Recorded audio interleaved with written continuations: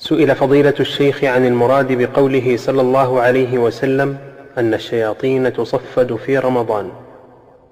بين النبي صلى الله عليه وعلى آله وسلم المراد بهذا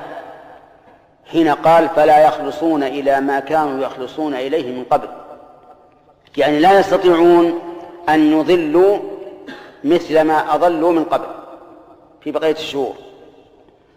فهي لا تصفد تصفيدا مطلقا بحيث لا تغوي أحدا، بل هي تغوي،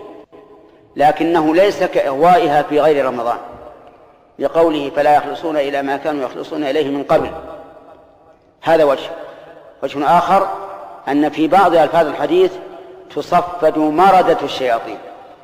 يعني الأقوياء في شيطنتهم، وعلى هذا فيكون من دونهم يمكن أن يوسوس للناس، لأن بعض الناس قال كيف تصفد الشياطين، ونجد في بعض الناس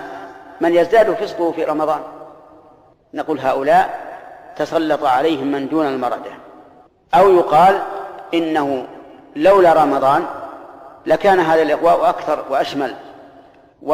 وهذا الثاني عن التأويل الثاني أقرب إلى الواقع، لأن الواقع أن أهل الخير يكون لديهم رغبة في الخير وبعد عن الشر، وأهل الشر ربما يزداد شرهم في رمضان.